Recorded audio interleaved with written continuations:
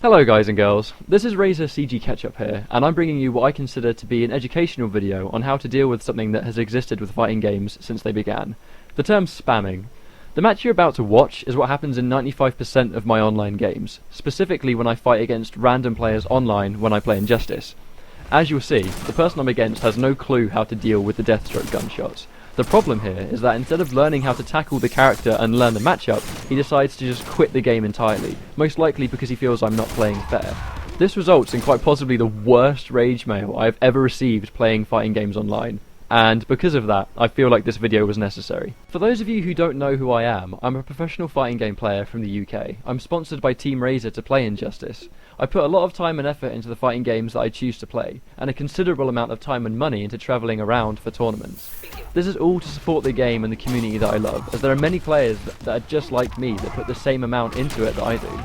The issue here is that the player that I'm against, wherever they are in the world, doesn't know the effort I put into the game as a competitive player, and is always convinced that I'm a cheap, spamming cheater and I have no idea how to play the game because I play the best character in the game. This is nonsense. I'm going to show you exactly how to deal with the tactics that brain-dead players like to use, with the hope that you may learn something about becoming a better player and overcoming an obstacle that baffles many casual players. Let's get started. Now, I'm going to keep this as casual as possible. Similar to my earlier videos, I want to keep it so everyone can understand what I'm saying, so I'm not going to go into too much terminology. When I say 1, 2, 3 and 4, I mean 1 is light, 2 is medium, 3 is heavy, and 4 is trait. But I'm not going to go into his trait here because it's not relevant. Now, my training partner here is RZR Mustard, who is my brother as well, which is pretty cool. But now, I'm sorry about the colours, because my capture card is set for HD and I'm recording in AV, so the colours are a little bit skew-if, but as long as you can still see what's going on, that shouldn't be a problem. Fundamentally, Deathstroke is a keep-away character. When I say keep away, I mean I'm going to keep you away. I have no interest against some characters at trying to fight them up close. I have up close tools, but my best tools are my long range ones, such as my high gunshot, my lone gunshot. From full screen, the machine gun's a fantastic option. But for the most part, these 3 gunshots are what Deathstroke really excels at, controlling the space. Now, I'm going to set my training partner here to human. I'm going to give us the meter. First things first, the gunshots are Deathstroke's best tool. There is no reason to not use your character's best tools. Other characters have different things. Wonder Woman is a character that absolutely excels at getting in and then absolutely demolishing you with their pressure. There are characters like Superman that have really long range limbs with some of their strings, like the forward 2-3. People like Batman, where his trait lets him play dry, or he can play up close. You know, there are all these characters that have their really good tools. You use what is there to win, and it's the other opponent's, like, it's his duty to adapt to the situation. Most Deathstroke players will sit full screen, they'll do gunshots in a seemingly random order, and this frustrates 95% of the players I fight. They're not sure how to get in, they try and jump, it doesn't work. You know, they try and just dash their way in, they just keep getting hit. That's mainly because the opponent has no understanding of how to deal with gunshots. I'm going to show you how to deal with it. Now, from this range here, when the opponent starts, I'm not going to try and attack you. I might do if we have a long set, but if I'm going to try and keep you off, first things first, I'm going to try and get as much range as possible. When it comes to gunshots, they're effective at full screen only. They are not effective at this range. The reason being is that Deathstroke was nerfed in a patch that came out not so long after the game was released, meaning his gunshots were made unsafe and he lost a significant amount of chip damage on his blocked gunshots. The reason it's not a good idea to do a gunshot here is because if my opponent blocks, he gets a guaranteed punish. I'm trying to block that. I'm going to do a high one. He can either duck it or he can block it. He can block it as well, and then he can punish me as well. That also applies for the machine gun. I can't do gunshots at this range because the other player will get a full combo punish, and they're minus enough on block. Most characters, from like some characters such as Aquaman, if I'm here and I do a gunshot, he can block my gunshot and he can trident stab, especially a low gunshot. If I do a low gunshot, he can block it and then full screen punish me. The same way I can full screen punish a move with my gunshot. It becomes the player's choice as to whether he's going to gunshot or not, or whether he's going to wait for you to do something. Now, if a Deathstroke player is just going to do nothing but gunshots, that's a good thing, because every time you block a gunshot, you get a free dash. as you can see there. I'm going to show you that a couple more times. If you block a gunshot, you get a guaranteed dash. And if you're this range and you block my second gunshot, you get the punish. You get the punish as always. It's not a good idea to constantly throw out moves. If the Deathstroke player wants to do nothing but throw out moves, especially the sword flip here, you get the same kind of punish because it is at least -20. In layman's terms, that means that you can punish it with basically whatever you want, because most standing strings in this game are a lot faster than 20 frames. Now, the meter burn versions of these have the same properties. I can't do a meter burn low gunshot here, because you can block it and punish me again. I can't do a high gunshot here, because you can block it and punish it again.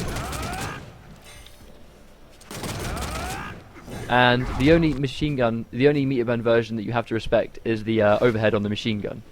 But that's only from full screen. If we're this range, the overhead will go over you. If you're crouching, the missile will miss.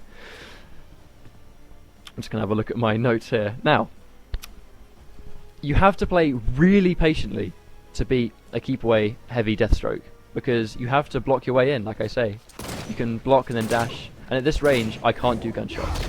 I can't do sword flip, I can't do gunshots. I was looking at Tom Brady, who is a very respectful Mortal Kombat player and Injustice player in America. He put out a how to deal with Deathstroke not so long after the game was launched, and the top comment was, yeah, but at this range Deathstroke can just do sword flip. But it's almost like a lot of players don't know that if you block a sword flip, you get a guaranteed punish. There is nothing I can do. I will take that 30% at least into setup. And if I'm going to do nothing but wake up sword flip the whole game, I'm just going to hang myself. And then if you knock me down again and I do the same thing and I wake up sword flip, and you block it, you can just basically do that the entire game. How to beat most brain dead Deathstroke players online that have no idea that why they're doing what they're doing is effective. They just wanted to do moves. You can just blow them up for playing stupidly and just doing unsafe moves at will. You have to show the other player that he can't do what he wants and that you're in control of the situation. Something that is really important that I need to address here is that my personal opinion has always been, if you're fighting a character and there's a specific character or there's a special move that character has that's causing you grief, go into training mode, get your friend or get the AI to do that move excessively, whether it be on its own or whether it be on wake up, and then find specific setups to beat all these specific attacks that are causing you trouble. Take a safe on block wake up attack and then find a setup that makes it unsafe by jumping over him, or something like that.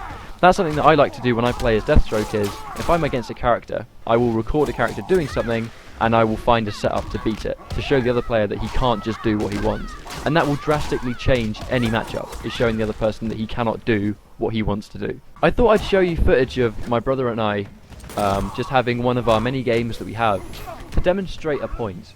Not only am I showing you here a decent way to play against a Deathstroke that has a lot of keep away in his gameplay, but I've seen actually many people on online forums say that they think that Deathstroke should actually lose his gunshots and that you're being extremely dishonest by using them. There are many reasons why that makes no sense, and it's a very silly statement to make. How could you expect a character like Deathstroke, who has his best tools are his keep away tools, how can you expect a player to not use a character's best strength to win? Especially if you're somewhere like a tournament, where you've put a lot of money, you've put a lot of time and effort into travelling somewhere. Why would you handicap yourself by not using what your character does best? It's extremely dishonest of the other player to expect you to, like I said, handicap yourself just so that you can stand a better chance of winning, when they've put a lot of time into trying to figure out their spacings. Addressing the Deathstroke needs to lose his gunshots comment, that is complete and utter rubbish in my opinion, obviously, because as you can see here, the Bane Deathstroke matchup heavily involves Deathstroke when he's full screen. He has to basically fight for his life to stop Bane from getting in. If Deathstroke had no gunshots, there would be no way he could ever win this matchup, because Bane will get in, Bane will use his armour, and he will absolutely run a train on you. There will be very little you can do besides a sword spin that can stop Bane from just laying into you for days. Think of it this way, you're playing a first-person shooter and someone on the other team keeps killing you with a long-range sniper rifle. You feel that there is nothing that you can do in this situation apart from just constantly die because he's too far away and you're not as equipped as he is to deal with a long-range firefight. Now there's two things you can do in that situation. you can just call the guy cheap, you can send him rage mail, you can say that he's not playing the game properly because you've got a weapon that's close range and he's got a long range one, and it's really unfair. Or you can do what most people would do in that situation and realise that he's got a sniper rifle, so instead of running straight into him and getting shot over and over again, you decide that the best thing to do is to use cover and use buildings or whatever you've got at your disposal to slowly work your way in. Close in the space and then take him out when you get close enough with the tools that you have at your disposal. I think the same thing applies when you're fighting a long-range character, whether it's Deathstroke, whether it's Raven, or whether it's any long-range character.